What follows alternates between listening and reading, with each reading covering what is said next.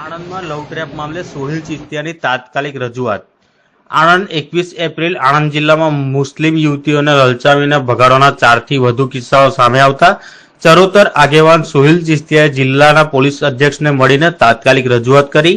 તેમણે આ તમામ ઘટનાને ભગવા લવ ટ્રેપના ષડયંત્રનો ભાગ ગણાવતા આરોપ મૂક્યો કે યુવતીઓને પ્રેમના નામે છેતરાઈ ધર્મ પરિવર્તન માટે દબાણ કરાય છે.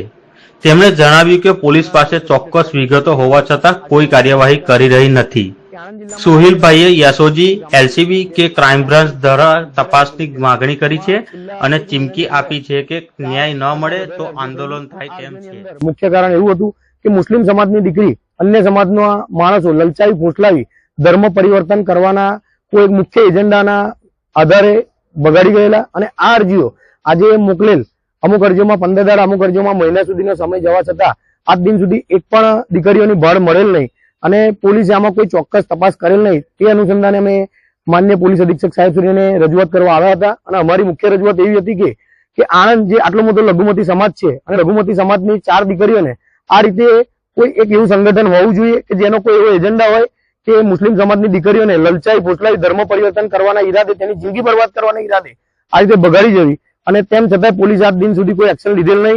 એ માટે અમે આવેલ હતા અને અમારું પોલીસ અધિક્ષક સાહેબશ્રી સામે અમારી મુખ્ય રજૂઆત એવી જ હતી કે આ તપાસ કોઈ બી એક સક્ષમ એજન્સી જેમ કે એલસીબી, એસઓજી કે ક્રાઇમ બ્રાન્ચને સોંપવામાં આવે અને અમારી દીકરીઓ અમને પરત સોંપવામાં આવે અને કાયદેસરની કાર્યવાહી કરવામાં આવે. તેની સાથે સાથે આ વાતમાં નવાઈની વાત એવી છે કે આમાંથી એક કેસ એવો હતો કે જેમાં સામાવાળા ખંભાતના છે અને આ તપાસ ગામડી પોલીસ સ્ટેશનમાં છે. ગામડી પોલીસ સ્ટેશનના એક અધિકારી છે જાતે ખંભાતના છે. આમાં એક સકમન લેડીઝ છે એ જાતે ખંભાતના છે અને કોઈ ડિસ્ટર્બના ભાઈ જયદીપભાઈ ગામડી પોલીસ સ્ટેશનના વિજયસિંહ, આ બંને જણા સીધી રીતે સામાવાળાને સપોર્ટ કરી રહ્યા અમને દેખાઈ રહ્યું છે અને પોલીસની આમાં સીધી સંડોવણી છે આ કેસની અંદર એવું અમને લાગી રહ્યું છે. જેથી અમારું ગુજરાત રાજ્યના ગૃહમંત્રી સાહેબ હર્ષ સંઘવી સાહેબને કહેવું છે કે મુસ્લિમ સમાજની દીકરી મુસ્લિમ સમાજમાં જ શોભે, હિન્દુ સમાજની દીકરી હિન્દુ સમાજમાં જ શોભે. જે રીતે તમે લવ જેહાદનો કાયદો લાવો છો તો શું આ ભગવા લવ ટ્રેપ નથી? ભગવા લવ ટ્રેપનો કાયદો ના આવવો જોઈએ? ભગવા લવ ટ્રેપ હેઠળ આ લોકો સામે ફરિયાદ દાખલ ના થવી જોઈએ? મુસ્લિમ સમાજને સિટીઝન 2 નું બિરુદ હજુ નથી મળ્યું. જેટલા દરેક સમાજના મૂળભૂત અધિકારો છે, મૂળભૂત હક છે, એટલા અમારા પણ છે. આવી જ સામાવાળા સામે યોગ્ય કાર્યવાહી થવી જોઈએ અને ગુનો દાખલ થવો જોઈએ. અને અમે પોલીસ અધિક્ષક સાહેબશ્રીને હજુ આપ મીડિયાના માધ્યમથી કહીએ છીએ કે અમે હજુ બી આપની ન્યાયની અપેક્ષાએ બેઠા છે.